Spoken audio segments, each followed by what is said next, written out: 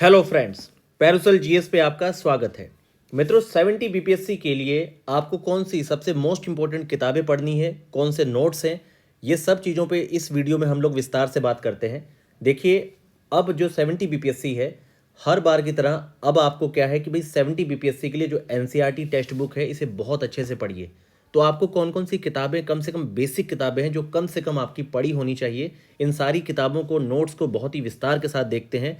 इससे पहले मैं आपको एक चीज़ बताना चाहता हूं मित्रों, 69th बीपीएससी के लिए सिर्फ जो आपके अगले 16 से 17 दिनों के अंदर 12 टेस्ट करवाए जा रहे हैं। आपको 12 टेस्ट में आपको हिंदी इंग्लिश में मॉडल आंसर्स मिलेंगे, और जो भी विद्यार्थी इस ग्रुप से जुड़ेंगे, क्योंकि स्टार्टिंग में क्या है कि इतने सारे मॉडल आंसर बहुत ही शॉर्ट टाइम स्पेन में तैयार करवाने के लिए ये थोड़ा सा जो आपका कोर्स है एक्सपेंसिव रखा गया है, ताकि उसकी कॉस्ट कम से कम इक्वल हो जाए।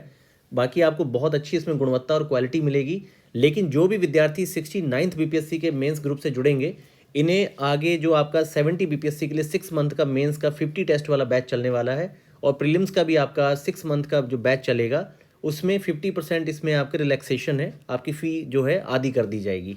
तो ये आपको कोर्स जो है वो हाफ में ही पड़ेगा। तो यहाँ पर आगे अब बढ़ते हैं 70 बीपीएससी के संदर्भ में। देखिए, सबसे बड़ी चीज़ क्या है? सबसे बड़ी चीज़ है कि आपके 4 से 5 महीने की प्लानिंग फिक्स होनी चाहिए। Planning is bringing the future into the present.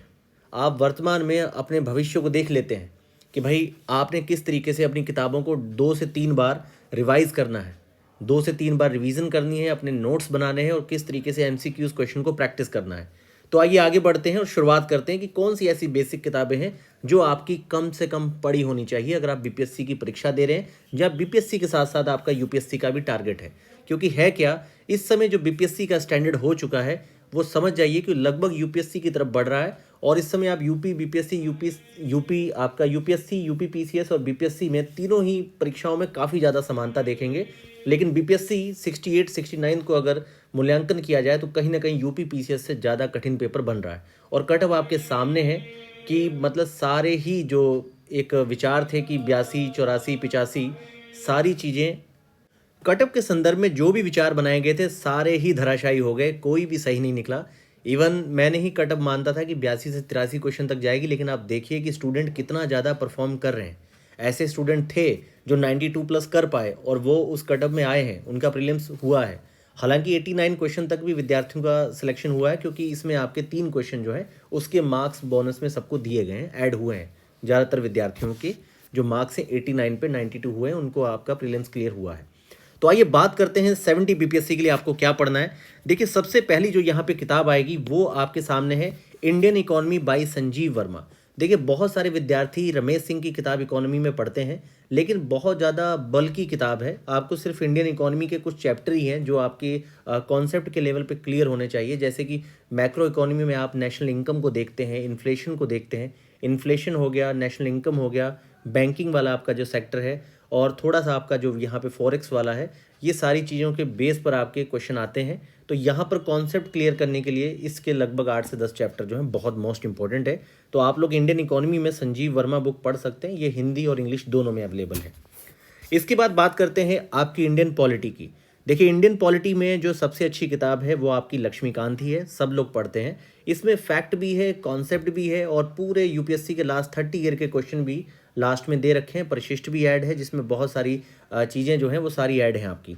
तो ये एक बहुत ही कंप्लीट बुक है। इसके अलावा फैक्चुअल लेवल पे तो मैं हमेशा कहता हूँ कि आप लोग लूसेंट तो साइड में पढ़ते ही रहिए 1 घंटा, कहीं ना कहीं आपको कॉन्फिडेंस आएगा फैक्ट्स के बेस पे। तो लूसेंट तो आपको साइड में 1 घंटा हमेशा पढ़नी है, वो आपको पढ़नी ही पढ़नी है 1 घंटा। लेकिन मेन जो है आपका कि पॉलिटी पे आपकी जो कॉन्सेप्ट है, जो आप अगर सारे प्रश्नों को सही करना चाहते हैं, तो आपको लक्ष्मीकांत किताब पढ़नी पड़ेगी। तो यहाँ लक्ष्मीकांत जो है आपकी, ये किताब बहुत अच्छी है। अब आते हैं थोड़ा हिस्ट्री के सेक्शन पे। देखिए, इतिहास में आपको सबसे पहले क्या करना है, आप देख रहे होंगे यहाँ पे हिंदी इंग्लिश दोनों में अवेलेबल है आपको। इतिहास के पेपर में आपको जो मॉडर्न इंडिया है, उसके साथ आपकी मिडेवल इंडिया है, और आपका ये मॉडर्न, मिडेवल, एंशियंट, ये 3 एनसीईआरटी जो हैं, ये आपकी जो ओल्ड एनसीईआरटी है, ये आपको जरूर पढ़नी है। क्योंकि मित्रों ये बहुत अच्छी है। आपको ओल्ड एनसीईआरटी तीनों जरूर पढ़नी है। अगर आप साथ में यूपीएससी को भी टारगेट कर रहे हैं, तो फिर आपको an introduction to Indian art, मतलब कि ये आपका जो आर्ट, जो कला वाली है, ये हिंदी इंग्लिश दोनों में आपकी 11th की एनसीईआरटी जो है, ये आप इंडियन आर्ट पढ़ सकते हैं 11th की एनसीईआरटी को। अगर आप साथ में यूपीएससी को भी टारगेट कर रहे हैं। ये किताबें बहुत ज़्यादा इंपॉर्टेंट है जो आपको पढ़नी है। अब यहाँ बात करते हैं स्पेक्ट्रम की। देखिए इन सारी एनसीईआरटीज़ के साथ इंग्लिश में तो स्पेक्ट्रम आपकी इंग्लिश में भी आती है और हिंदी में भी। तो हिंदी के विद्यार्थी तो स्पेक्ट्रम को स्किप कर सकते हैं, क्योंकि वो अगर किरण कंपटीशन ही बहुत अच्छे से पढ़ लें तो ये लगभग आपके हिस्ट्री के 95% सेक्शन को कवर करके ले जाता है।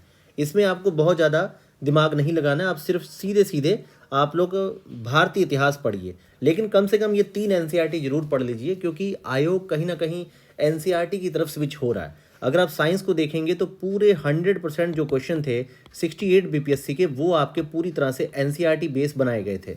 और अगर आप 69 बीपीएससी को भी देखेंगे तो इस बार पूरा ही जो आपका साइंस टेक था वो पूरा अप्लाइड सेक्शन इन्होंने इस बार पूछ लिया परीक्षा में। तो आप ये मान के चलिए कि आपको अपनी कॉन्सेप्ट अच्छी रखनी है, आपके रोज के व्यवहार में जो चीज़ें हैं वो आपकी क्लियर होनी चाहिए। जैसे कि जीपीटी की फुल फॉर्म पूछ ली गई थी, और ऐसे ही कई सारे क्वेश्चन जो है इकॉनमी में जैसे देखिए आप, तो आपको थोड़ा सा अपना जो कॉन्सेप्ट है बहुत अच्छा रखना है, फैक्ट अच्छा रखना है, आसपास के व्यवहार को देखते रहना। और व्यवहार को देखने का क्या माध्यम है? न्यूज़पेपर। आपको न्यूज़पेपर बहुत अच्छे से पढ़ना है। तो मित्रों अगर 68 बीपीएससी में आप अपना एसडीएम डीएसपी या बड़े पद पे आप अपना ड्रीम रखते हैं तो देखिए आपको पढ़ना तो पड़ेगा। कोई शॉर्टकट या छोटा सा खुरका कोई नहीं दे सकता। अगर दे रहा है तो आपको पागल बना रहा है। कोई खुरका नहीं है, कोई शॉर्टकट नहीं है, ठीक है। सबसे ज़्यादा देखिए चांसेस क्या है इंसान के सिलेक्ट होने के? कोई ग्रुप, कोई पेड ग्रुप, कोई टीचर नहीं है, आप हैं। आप सबसे बड़ा सोर्स है, 99.9% आप हैं। हाँ, डायरेक्शन के तौर पे अगर कहीं आपकी रिदम या शेड्यूल बना रहता है पढ़ने का तो नो डाउट आप लोग ग्रुप ज्वाइन करिए, आंसर राइटिंग ग्रुप ज्वाइन करिए। लेकिन अगर आप खुद अपने में ही बहुत ज़्यादा मतलब आपका अनुशासन है तो फिर ठीक है। नहीं तो एक आपको दिशा मिल जाती है, एक अनुशासन मिल जाता है कि चलो इस हफ्ते हम लोग पॉलिटी तैयार करेंगे, अगले हफ्ते ज्योग्राफी तैयार करके 3 से 4 टेस्ट दिए जाएंगे, तो इससे मेरा ज्योग्राफी अच्छा हो जाएगा। तो ये एक सोच है जिससे आप एक रिदम में बने रहते हैं, क्योंकि स्वभाव से हम लोग बहुत कंटिन्यू जो है अपने शेड्यूल को फॉलो नहीं कर पाते। आगे देखिए, आगे इन्वायरमेंट पे मैं आपको जरूर सजेस्ट करूंगा कि आप लोग अगर यूपीएससी दे रहे हैं बीपीएससी के साथ तो आप शंकर का इन्वायरमेंट नोट्स जरूर पढ़िए।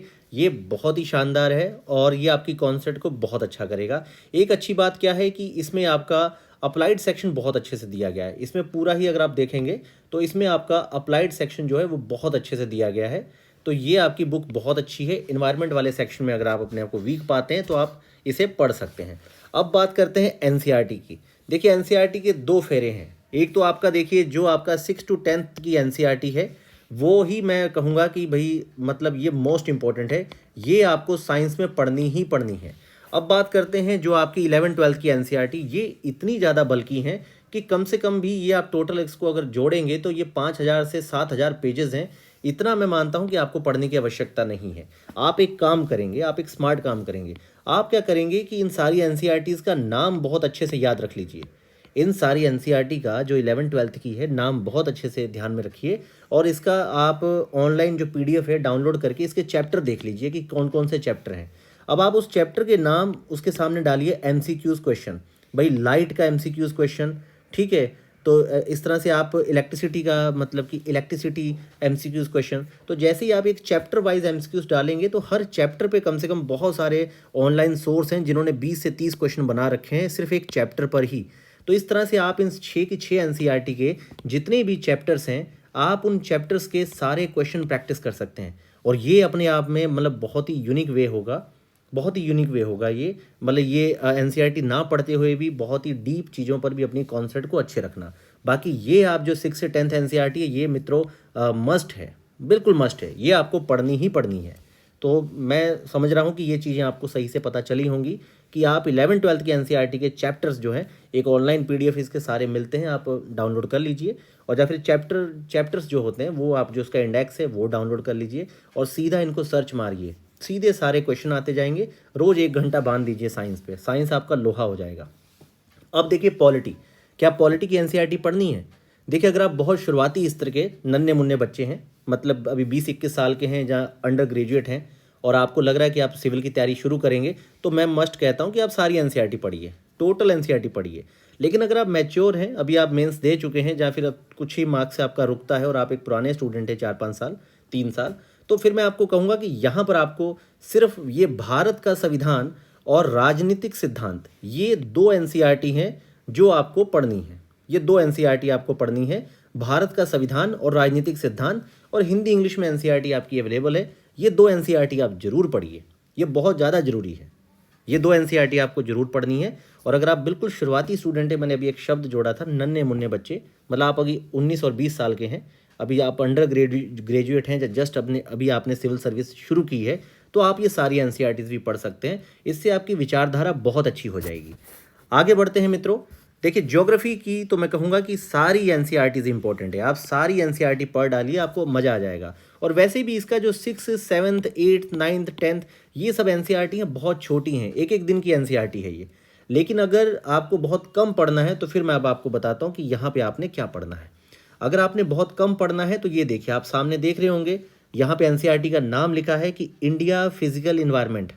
ये जो भौतिक पर्यावरण है, मतलब आपको हिंदी में मिलेगा भारत का भौतिक पर्यावरण, और मूल सिद्धांत जो है फंडामेंटल ऑफ फिजिकल ज्योग्राफी, ये 2 जो एनसीईआरटी हैं, ये 2 एनसीईआरटी जो हैं आपकी 11th क्लास की जो दोनों एनसीईआरटी हैं, ये आपको जरूर पढ़नी है। ये मतलब पिलर है मित्रों।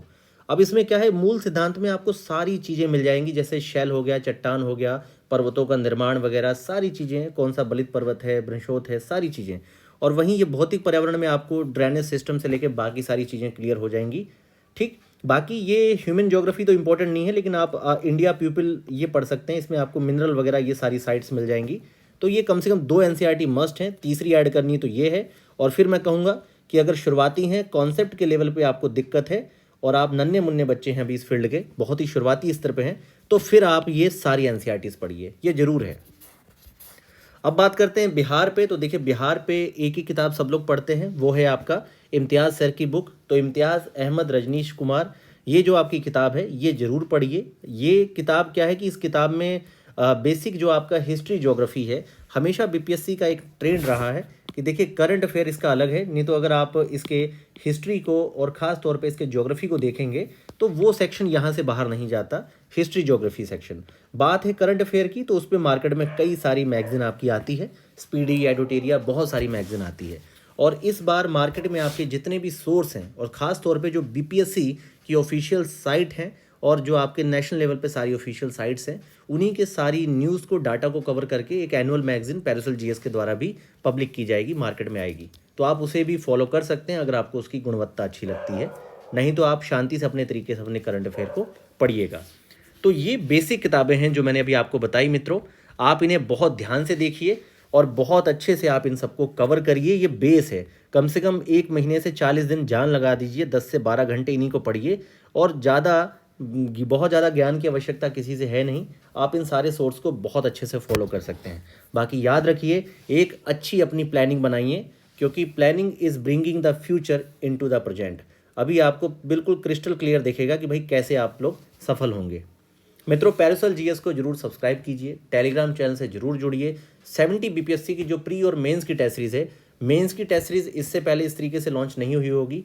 इसमें कम से कम 50 आपके टेस्ट रहेंगे, कम से कम 15 आपके फुल लेंथ के टेस्ट रहेंगे। और मेरा प्रयास है कि कम से कम 5-5 क्वेश्चन के शॉर्ट आपके टेस्ट बहुत ज़्यादा हों, इतने ज़्यादा कि भाई आप कम से कम 400 क्वेश्चन अपना प्रैक्टिस करें, लिखें, और सारे ही क्वेश्चंस पे आप मेरे साथ डिस्कस कर पाएंगे जितने भी विद्यार्थी इससे जुड़ेंगे, क्योंकि मेंस 1-2 महीने में तैयार होने वाला नहीं है। जिस तरह का टफ पेपर बन रहा है, अब आपको आंसर राइटिंग प्रैक्टिस बहुत ज़्यादा करनी पड़ेगी। बाकी आपको विस्तृत जो शेड्यूल है 70 बीपीएससी के प्री या मेंस का, वो आपको 1 दिसंबर को अवेलेबल हो जाएगा।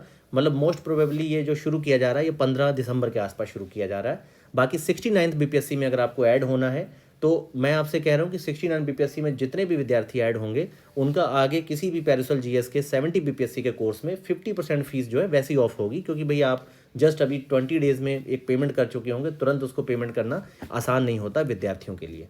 तो फ्रेंड्स, पैरासोल जीएस को जरूर सब्सक्राइब करें, अपने मित्रों के साथ जरूर इसे शेयर करिए। बहुत सारे मेल आए थे कि भाई सर क्या पढ़े नहीं पढ़े, किताबें ही क्लियर नहीं है, तो मैंने सोचा कि इस पर एक वीडियो बनाना बहुत ज़रूरी था। धन्यवाद।